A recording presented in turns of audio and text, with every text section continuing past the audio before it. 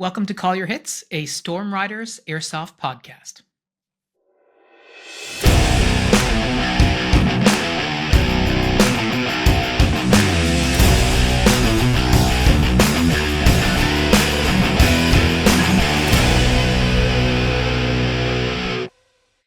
Thanks for joining us, everyone, or should I say, thanks for joining me. It's just Phil here in the studio today. There's a lot of moving parts right now. We're getting ready for Red Road 3 at the end of this weekend, this upcoming weekend. And so scheduling stuff has been a little tight. So here I am to talk to you on a more sort of casual, maybe stream of consciousness stream that's being recorded almost in real time. This episode's being recorded Monday, the 10th of November, as we get ready for Red Road. So, a couple of things that I want to talk about today. We're going to talk about Red Road prep, but before that, I want to talk about the RGK Awards. So the RGK Awards, the Random Guy Kevin Airsoft Awards. I mentioned those in previous podcasts. We were trying to get nominated for the community cultivator category, and we were successful, which is just absolutely unreal. So there are three finalists in the community cultivator category. There is Caber Up from California. There's Isaiah from Airsoft GI, and then there's us. And it's pretty wild to see our name along with those people. I mean, other names on the list, you have, Balahack, you have Zulu 24, like huge Airsoft names. And, our friends at Flamingo Custom Works, our friends at Special FX in New Zealand. I mean, it's a who's who of airsoft and airsoft related companies, and it's just really crazy to think that our name would be on that list. At the end of the day, that's really all thanks to you guys, to the people who nominated us, who submitted the nominations to RGK Airsoft, and hopefully, if we're able to win the category, that will also be up to or down to you guys.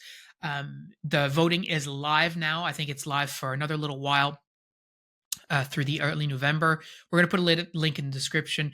There's a lot of worthy people on that list, a lot of worthy companies that definitely deserve your vote.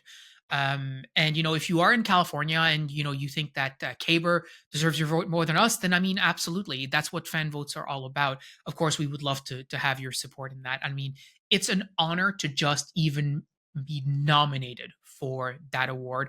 And then winning it would be just absolutely crazy. But that's not a done deal. Like I said, there's a lot of people on that list, and everyone is very deserving.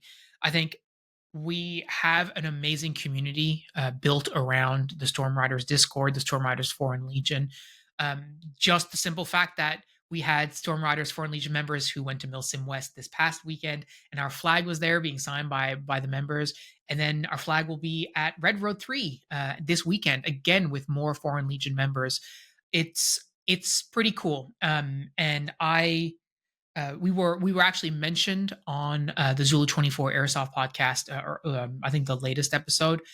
And I mentioned this on the Discord, but it's still crazy to think that people out there are talking about us and the community that we've built when you consider sort of where we're from and what airsoft is like here. And if you're listening to this and thinking, well, I play airsoft in a very small community, there's really nothing that we can do, or airsoft is never going to be a big deal. I think that what we've done here in Newfoundland with the Storm Riders is just proof that really anything is possible. A lot of the stuff that you see, I mean, you can replicate in one way or another. We're, thinking about how we can replicate the skirmish mesh system using sort of analog, more basic methods that are a lot less expensive. We're looking at these larger games and, mil sims and stuff like that, and replicating whatever rule sets of theirs that seem interesting and are feasible to put in place in our community. So even if your games are small, even if your community is smaller, there's still a lot that you can do. Airsoft in Newfoundland started with very few people. I mean, in the very first game, we might have had like 10 players, 8 players. And for a long time, like a normal game was like 4 to 6 people. Like that was it, right? That doesn't, for a lot of these big airsoft communities, if you're listening in the United States and stuff, you have these like 300-400 player games. Like that's never something that we have had here, and it's something we will never have. When we reach out to sponsors for events and they ask us how many players we have, we say like, 50 to 60 or maybe 70 on the absolute outside. Like that's realistically what we can sustain because our population is not very big, but that doesn't mean that we can't do the things that other airsoft events want to do or are able to do. And it also doesn't mean that we can't host like national level events and encourage people to travel to our events. Of course, travel to Newfoundland is more expensive. We talked about that sort of before, but it's also a destination for some people. And there are opportunities for people to want to do that. And if I can travel for Airsoft, it's not like this channel, I've talked about it before, but this channel doesn't generate any revenue for me personally. All the money that I spend on Airsoft is generated by my regular day-to-day job, so to speak, right? So traveling for Airsoft is not supported by this channel, not really. Like the channel pays for basically for itself and that's it.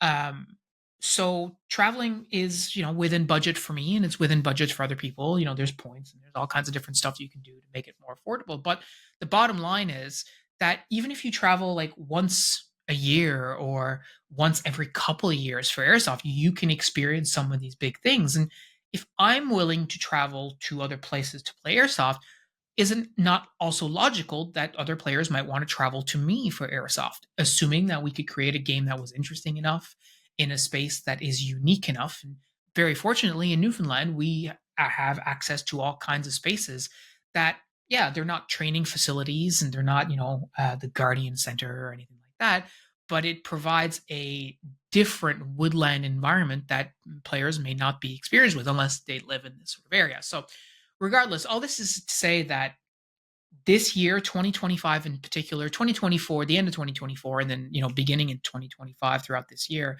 has really shown me that um, what is possible with Airsoft is really only limited by your own creativity and sort of the means that you have access to.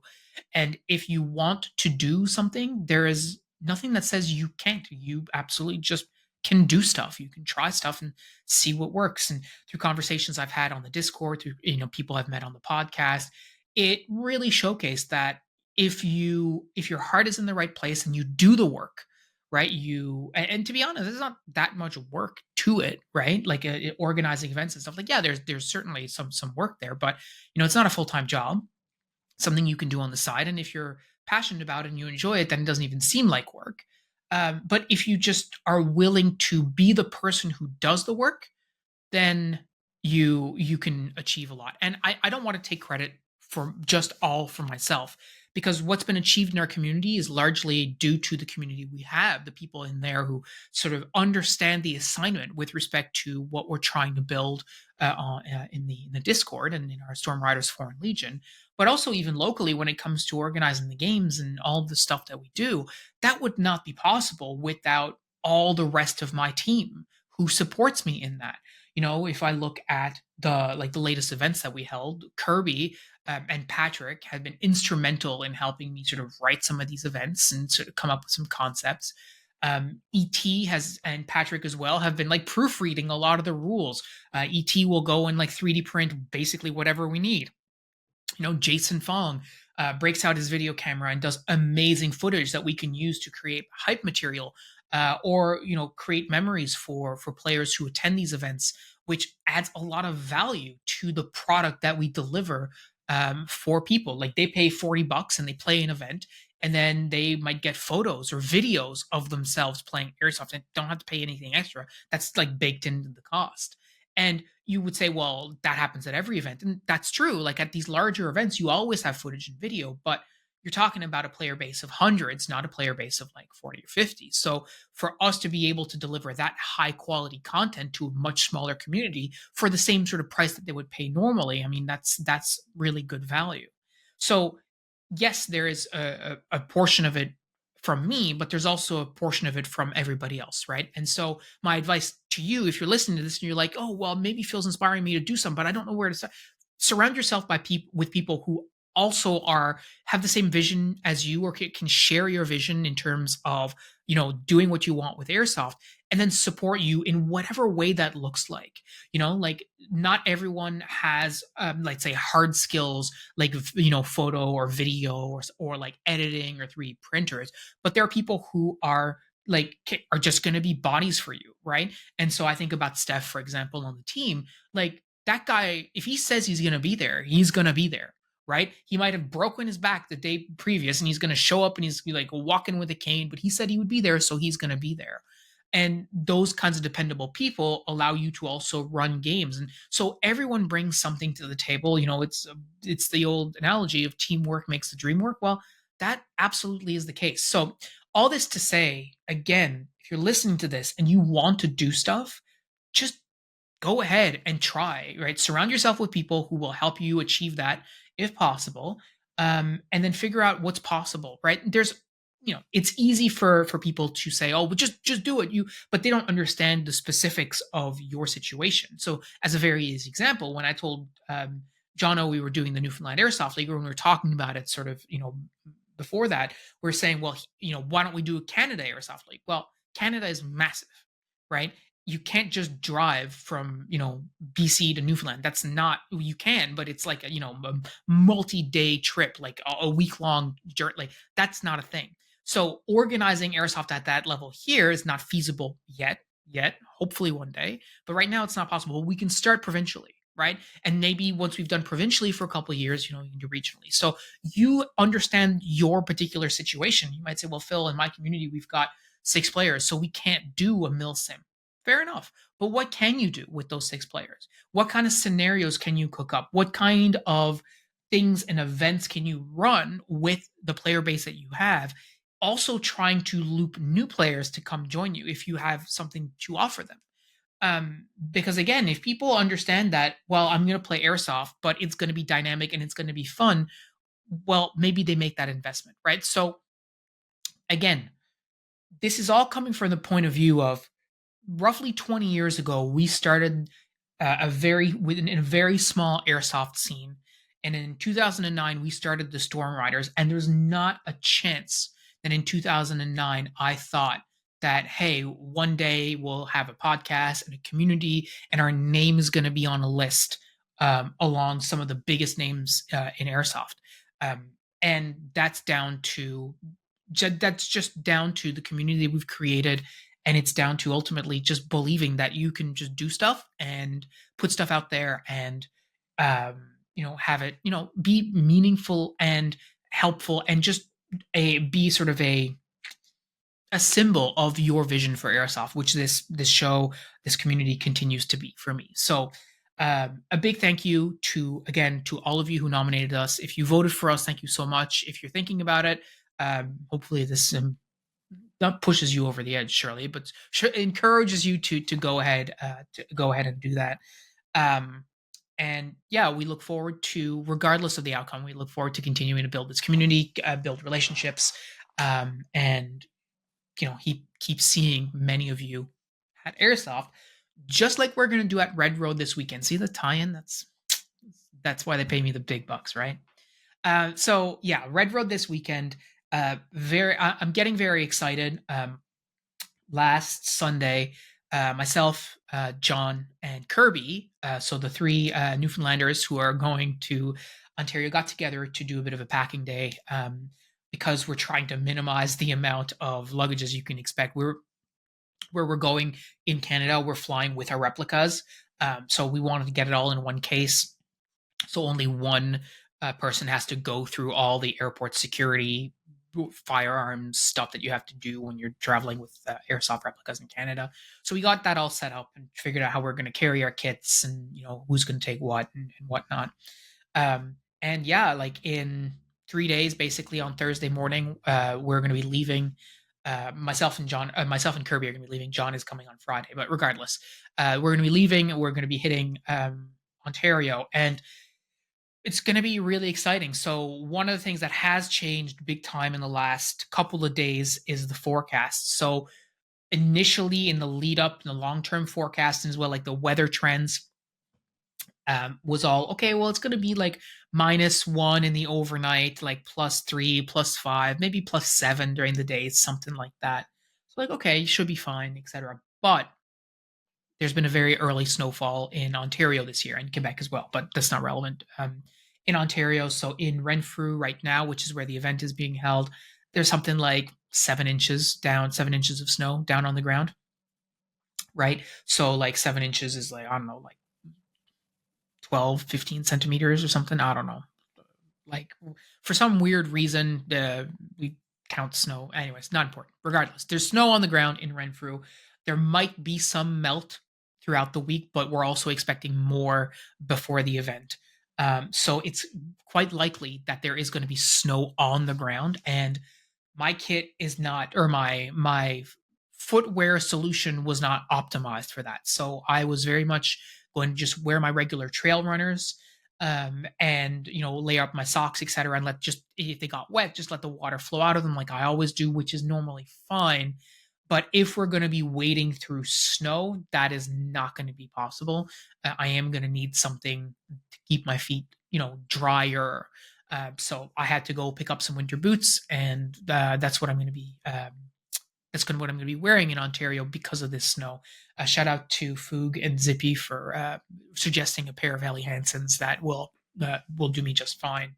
It's not like they're never going to see use. I mean, we do still have winter in Newfoundland. It's just at this time of the year we don't have any snow, and we foresee it won't have any for the foreseeable future. So, I wasn't really prepared for that. So that's one thing that is not going to be quite as fun to be playing in the snow like that. It's not a tremendous amount, but just enough to be sort of a pain. So that's one thing. We've also managed to connect a fair amount with the sort of the leadership elements of the NATO group that we're going to be part of at Red Road, and it's been very interesting. I definitely am more accustomed to um, much more rigid leadership planning and structure. So if we compare to what we did at AMS, at Iron Horse, you know, weeks ahead of the event, we had our op board from Rich and from the faction commander. We had our Orbat, so like all the different squads and platoons and all this kind of stuff, all set up well ahead of time. And so we knew who was reporting into who the medics were going to be, what the overall order of battle. So when I say Orbat, I mean the order of battle. So like all the different sections and platoons, how they would all be organized. So we were in Foxtrot platoon. How many other or squads were in Foxtrot platoon? All that kind of stuff. There's none of that. The plan for the faction leader is really to release all that information as much as possible in person on Friday night before the event. Their sort of thinking is when it comes to an overall op ord and strategy. The key message from the leaders was, well, you really can't plan beyond the first 45 minutes of the event anyway, and everything just becomes a fluid, typical airsoft skirmish situation rather than a more organized airsoft sort of like objective based battle. And so yeah, so that was a bit of a surprise for me. They have their own Discord set up, and there's a lot of shenanigans going on in there. This event though has a bunch of features that are pretty crazy. So especially for us coming from Newfoundland, even for some of the bigger events, number one, player-owned vehicles are fully in play at this event. So we have multiple different ways of dealing with player-owned vehicles. We have, of course, launchable grenades, and so the way that they work from M203s or similar is that a launchable grenade hit to the front of the vehicle or to the side of the vehicle reduces the vehicle's speed. A second hit immobilizes it. However, one hit to the rear destroys the vehicle. Then we have AT launchers like shoulder fire AT. Those have limited 4 rounds on a person, and then they destroy the vehicle. And then we've also got C4 charges that are being provided. And there are also player-owned drones that can drop munitions on vehicles, or also players, but they're primarily going to be used on vehicles. So that's pretty crazy. Not something that we've ever had to contend with. So in anticipation of all of that, I've ordered more tubes, more launchers, more launchable like chalk rounds, and I know that our command element as well as other players are bringing like heaps and heaps and heaps of launchable rounds. A lot of players using tag-ins, which those mean business. Those aren't something I'm going to be using, but we have those capabilities on the team, which is good, essential.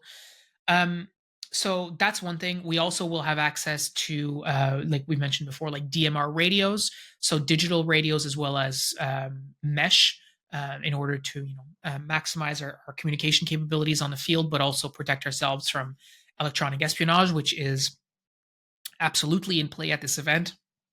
So that's another thing to consider. So we've got all that. We've got the coal to layer on there. Um, but yeah, it's going to be very interesting. The other thing is that there's going to be a lot of night play, and according to the event organizer, according to Battle Dwarf Connor, both teams are like 80+% nod capable, and have equal footing when it comes to nod and night operation capabilities, which is wild. So what that means is that for both teams, each team has about 80 players. You'll have at least somewhere around like 65 players per side with night vision. So we'll have three in our section rented. Plus, I think we were going to have some other ones, some digital. We've got some two randoms who are joining our section as well. They have night vision. You've got people on there who have night visions with clip-on thermal imagers as well as just regular thermal imagers. Like really, like very surprising the amount of capability that's out there, especially given how expensive night vision is in Canada compared to the United States. Like it's wild. Like if you just do the math on like how many hundreds of thousands of dollars in night vision stuff is coming to this event, like crazy. So regardless, that's another aspect to Red Road that I'm really looking forward to. I've never operated with night vision equipment at Airsoft before. I've never had operated with night vision equipment, period, but at Airsoft in particular. So it's going to be a really interesting experience. And the other thing about this event, which I don't know if we've mentioned before, but it has a flexible end time. So the way that the event starts, it starts at 1100, and then it goes basically until 0500. However, if at some point in the overnight from between like midnight to 3 a.m. or something like that, one team has dominated the other team to the point that the other team can no longer recover, they're just going to end the event right then and there, rather than sort of trying to figure out ad hoc ways to like encourage one team to do more, to give them more points. It's like if one team is skunking the other, they're gonna cut it short.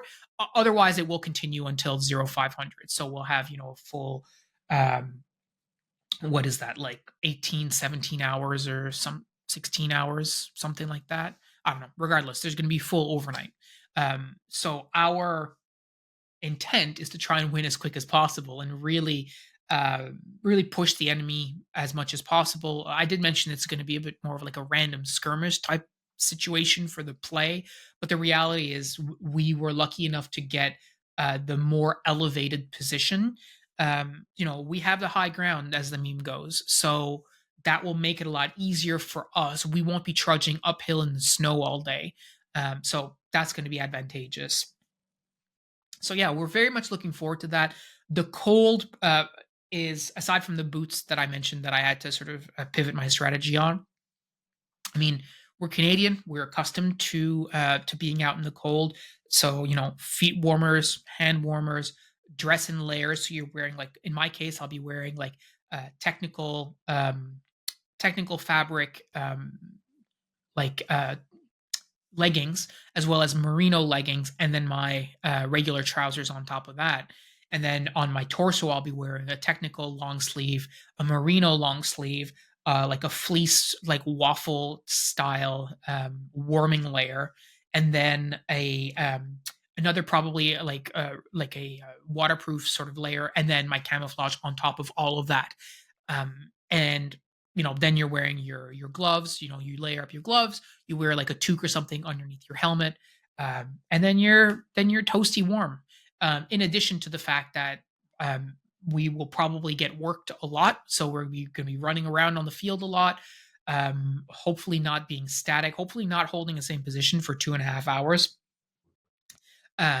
So all of that should combine to us having a pretty good experience in the cold, despite the snow and stuff like that.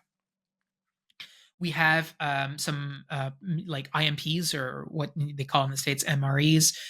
So like Canadian Forces individual meal packets, and we have ration heaters so that we can have hot food, which is going to be essential. We have propane powered like jet boils, basically, so you can boil some water, you can have a hot drink like a cup of coffee or whatever else.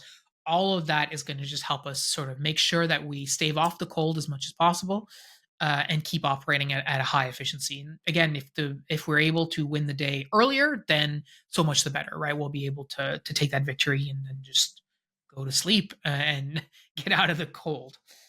So that's basically what we're looking at for Red Road. It's going to be awesome. I can't wait. So we have the three of us from Newfoundland. We've got Colin and Joe coming from Texas.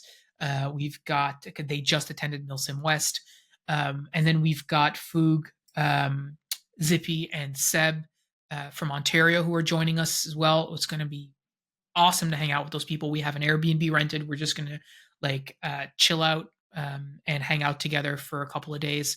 And again, coming back to the community apart from the beginning, like that's what this is all about, right? It's about creating these bonds with people that that are meaningful. Like I'm really looking forward to giving those guys some Storm Riders Foreign Legion patches to get them to sign the flag. Uh, yeah, so it's really going to be a good time, and Airsoft just happens to be the medium that we get to do that together with. But in the interim, it's just going to be fun to see these guys. So that really is that's the update on Red Road. We're basically all packed. We're ready to go. It's gonna be a lot of fun. Travel, whatever. Traveling in Canada in wintertime can sometimes be a little sketchy. So hopefully we don't have any issues with our flights. But that's it. So yeah, so we've got Red Road, and then that'll really do it. Once we come back from Red Road, like that's going to be the end of Airsoft for 2025. Basically, like there won't be any other. I'm not considering playing Airsoft at Frontline until next year. We may do like an exploratory game for the league locations at some point. But bottom line, that's going to be a wrap on our Airsoft season. So very much looking forward to getting the most out of this event. We'll be doing like a full podcast overview of everything that went on. Hopefully, we'll record something up there on the Sunday after the event with everyone, assuming people are awake and good to go. And if not, then we'll do a recap, sort of like remotely, like we do all the time. But it's going to be really great. So this is all I really have for you today. I just wanted to make sure I got something in here as I'm, trying to get everything sorted for this big trip. But thank you so much for listening, and we will chat with you hopefully next week with some recaps on Red Road 3. And until then, thank you again for listening, and we'll talk to you soon. Take care.